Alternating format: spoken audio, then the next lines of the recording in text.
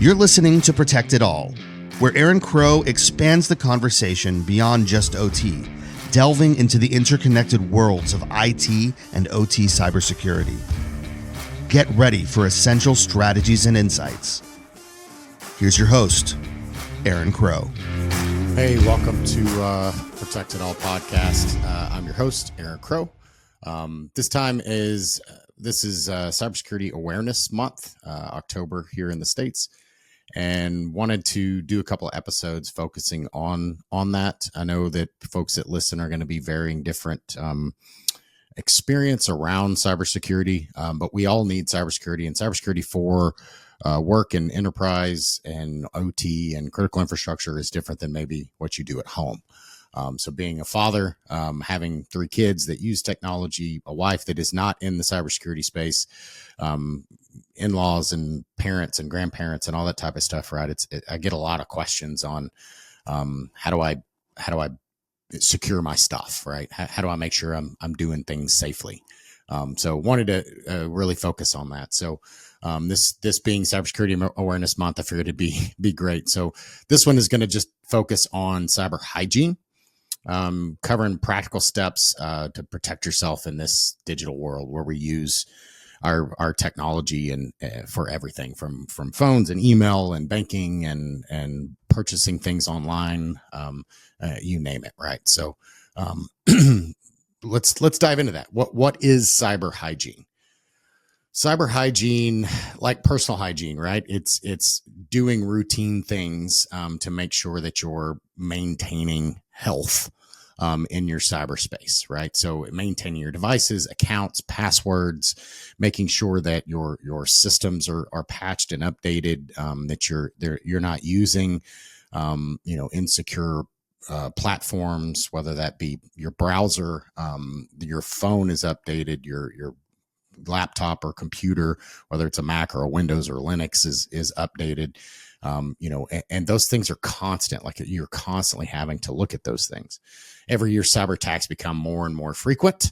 You see them in the news. They're more and more sophisticated, and sophisticated does not mean that it's always a nation state or really sophisticated attacker, but the attack itself is getting more sophisticated. Some of that is going to be because AI is going to lead to the complexity and sophistication being increased, whereas the knowledge of the attacker can be less because they can just copy and paste.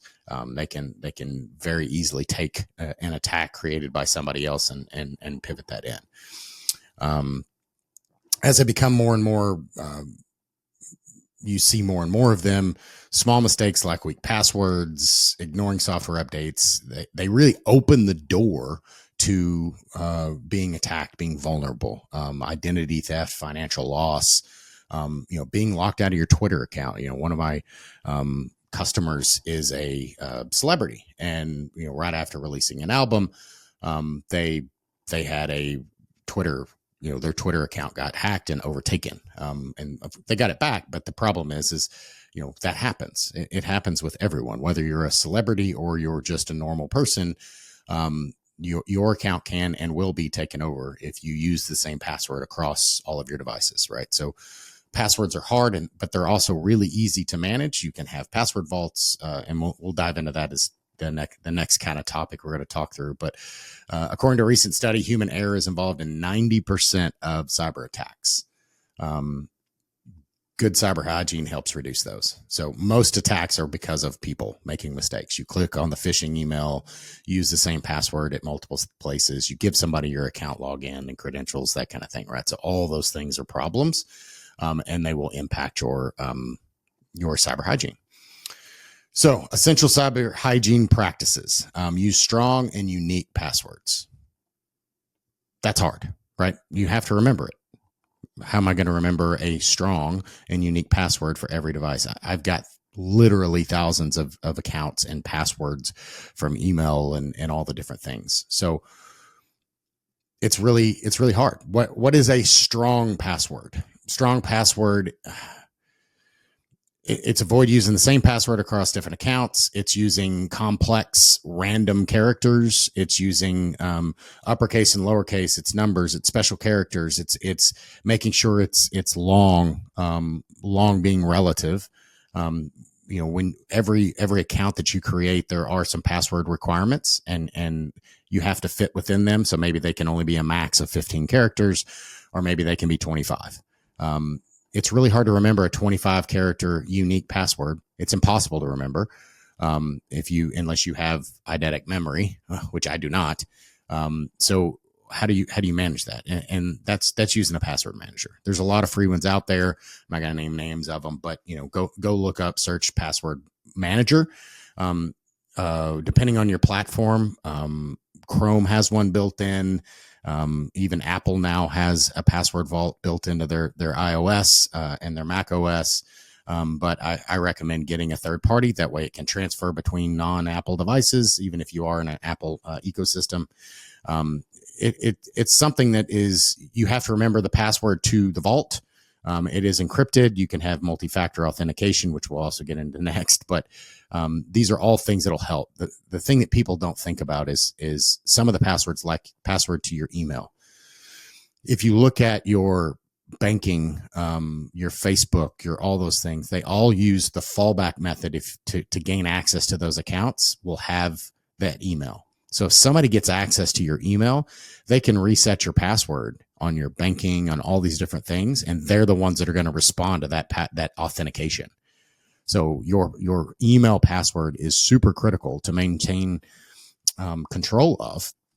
And the way that you maintain control of those things are A, setting up multi-factor, and B, having a unique password and making sure that, you lock that down and you're monitoring that, right? So Google and others do a really good job of you're logging in from a unique or a place we've never seen or a browser we've never seen. Is this really you? And making sure that you're validating those.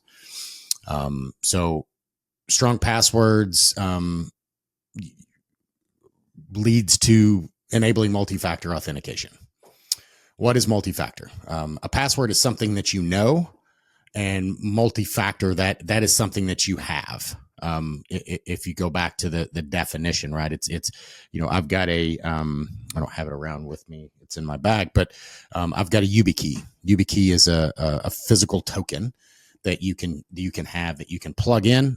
It also has NFC that you can use to click, and it is a unique encrypted key that with the password and this key, then I can authenticate that I physically have the thing that I'm supposed to have. So if somebody got my email, for instance, they don't have my key. They would have to have my email and my password and this key, right? So it's another thing. Like you see biometrics a lot with your phone. It's using your face, which I don't love. I actually preferred the fingerprint back in the day, but that's a whole nother conversation. So like my Mac, I have the fingerprint, but again, even biometrics can be faked with pretty simple capabilities, but it's still better. None of these things are supposed to be perfect. A lot of these things are just supposed to make it a little bit harder, right? So when you get that notification from Google, you're having to put in that thing. You should also get it. So you're saying, hey, what's going on? Making sure you're turning on MFA, multi-factor authentication, on all your important accounts, banking, email, social media. Like you should have all of those so that if something happens or somebody's trying to get in, they'll be, and guessing a password is not that hard. With products out there, it's very easy, and you can put your email in. There's a lot of systems, which I'll put some in the link on the show notes, that you can put your email in and see if it's been part of a breach. And if it has, then more than likely that password is, and if you use that password anywhere else, then that other account is very easy to be hacked, because what these hackers do is they do the same search and they see your email is used at all these different places, and there was an attack at this one, so they grab that password and they tried it every place else. They try every bank, they try every email system, all that kind of stuff, right? It's very easy to do. Tip 3 is keeping your software up to date. Kind of talked about that in the beginning, but it's super simple. Making sure you're turning on software updates, that you're updating those things very frequently. You're looking to automatically do those things. The key thing I'll show into that is, or talk to, is making sure that you have backups. Patches are great. They're needed because they fix vulnerabilities that were unknown. Like as a software provider, whether it's Mac, Apple, Windows, Linux, or whatever application that you're using, when they find a vulnerability, they release an update. So that update is pushed out. You see it all the time when you update your apps on your phone. Also Windows updates, and again Mac updates as well.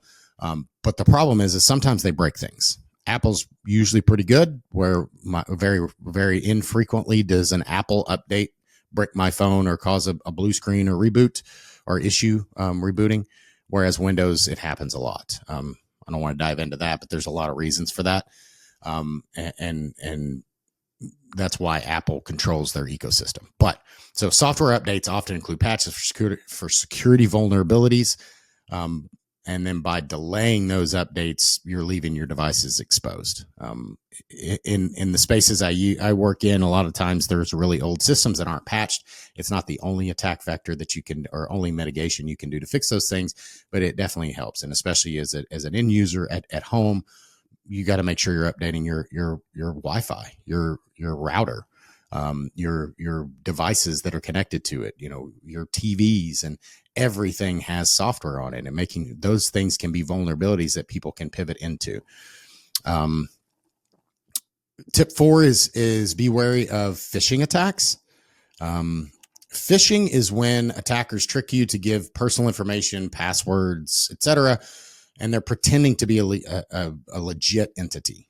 They may send texts or emails. They may look like they're coming from your organization, your spouse, your kid, your boss, the CEO. You'll see these texts come across, you'll see emails come across, and they look legit, and they're getting better and better. Years ago, they were really bad English, and you could really tell because they didn't look real at all. But now they've gotten more and more sophisticated, so it's hard to see. So the good rule of thumb is if you didn't expect an email from someone or from an organization, don't click the link. Like I've seen them come in, hey, you want a $250 gift certificate to Walmart? Just click this link to fill out your registration. I didn't sign up for anything, so why should I be getting this? It's not worth it, right? So there's all sorts of ways to prove the validity.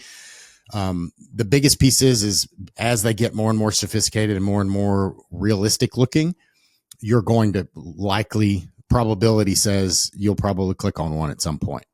As soon as you do, you need to make sure that you take actions, right?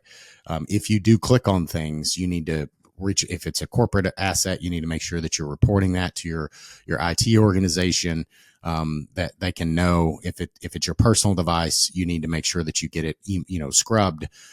You probably need to change passwords. Like if it's malware, they could be monitoring and actually keylogging everything. So there's a lot of danger that goes into that once you've clicked on those bad links. Tip 5 is securing your home network. A lot of folks don't think about it from an IT perspective or corporate perspective. Corporate puts products on your device, and the corporate network is secured by firewalls and all that. They've got teams that are monitoring, but it's your home. A lot of people use the router that came from their provider, and they just create a Wi-Fi, SSID, and they connect all their devices to it. Especially nowadays with all of these smart devices, from phones to your stinking coffee machine, your TVs, your refrigerator, everything is connecting Wi-Fi and is, Internet of Things. And all of those things have vulnerabilities. So in my home network, I'm probably more extreme than most are willing or able to do. I have the router that was provided by my provider, and then I have a firewall behind that, so that I don't have nothing that has access to nothing on my network. There's a whole nother layer that I control that they have no access to. And then I have multiple wireless networks split up. I have one for my kids, one for me and my wife, one for all OT devices. So I never put a TV on the same network as my devices, for instance.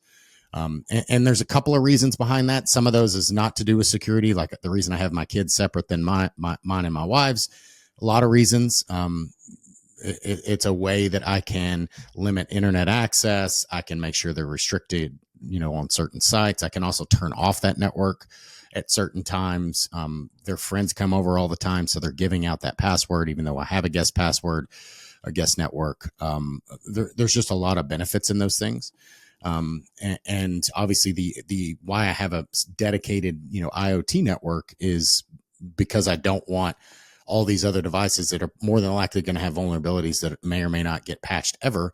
I don't want them being able to pivot to, my critical assets like my laptop and my other devices. So having those things segmented reduces the attack footprint. They can get into those devices potentially, but they won't be able to get to my, personal information on my laptop or, my network storage and things like that. So make sure basic things that you can do beyond that is just changing the default password. When you get a device from your AT&T or T-Mobile or whomever provides your home internet service, they came with a default router. It's usually printed on the back of it. Change that. Make sure you're using the highest level of encryption that the Wi-Fi allows, usually like WPA3. And then when you're traveling, and traveling doesn't mean on a plane, it just means when you're out and about, don't connect to the Wi-Fi any place if you don't need to. If you do need to, make sure that you have a VPN. A VPN will help segment, kind of like I was just talking about our home network. It'll segment your device so that people can't get to it locally. So if you think about it, when you join that Wi-Fi, you're on the same network with whomever else is on that free network, which could be, the pastor of the local church. It could also be the hacker that's taken a cybersecurity course and wants to see what they can do with the devices that pop up on the network, and they could own you, right? So make sure you're really careful when you're out and about and connecting to hotel Wi-Fi's or Starbucks or McDonald's or any of those types of things. Only connect when you actually need to. Like I just got back from Canada, and my internet service, because it's a U.S. plan, I have a very limited amount of data that I can use over, in another country.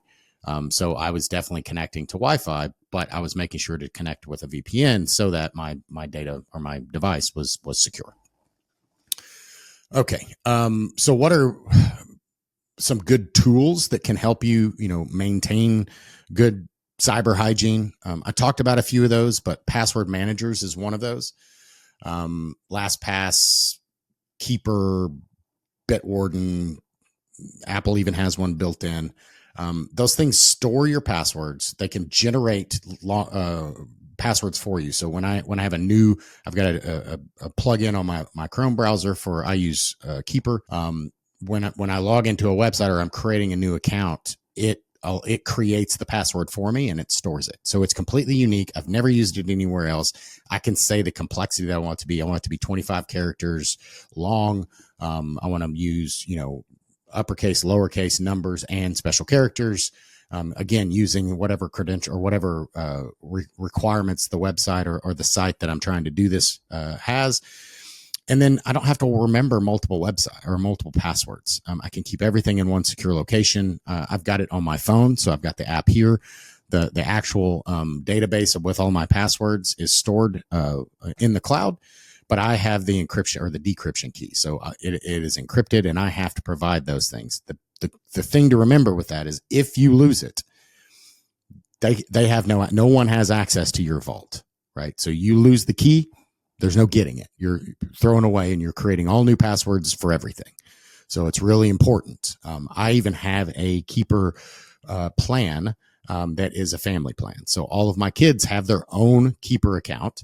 So all of their accounts and their email passwords and all the things for their credentials are stored there. And I can share them things like Netflix and whatever other common things that we need to share. I'm not sending them in a text and raw text. I'm not sending them an email. I'm not writing down the password. I can share that with them. They open it and I can restrict how frequently they have it, or I can put it in their profile so they can see it every time they open the app. That's another way that you can share it inside and outside without having to send the password clear text. And that's a struggle that a lot of folks have, and they don't think about. How do I share credentials if I need, somebody to log into something? Which really you need to be careful, like never share your credentials for your email, your banking, that kind of thing. You should always create an additional account for your spouse, your significant others, et cetera, instead of sharing the same account for critical systems like that, email, banking, that kind of thing. Netflix is Netflix, right? So that's completely up to you how you want to do it. There's not a whole lot of risk there, other than just somebody having access to your Netflix account, which you can always get changed. The next is going to be antivirus and anti-malware. Even the most careful users can get malware on your device without any knowledge of you. Downloading an application, installing something, clicking on something, things happen, right? So having virus software on your device is super important, and it's not super expensive. Like I've got a family plan of the product that I use, and it goes on every computer that we have, everybody's phone. It provides a VPN service. Like it's, a couple $100 a year to provide that for my family of 5, to have all of that access. So it's super important and valuable. But it's not a silver bullet. It's not going to protect you from everything. It's not invincible. But it is another protection in depth, that you can help provide. I mentioned earlier, but to double down on it, another tool would be backups.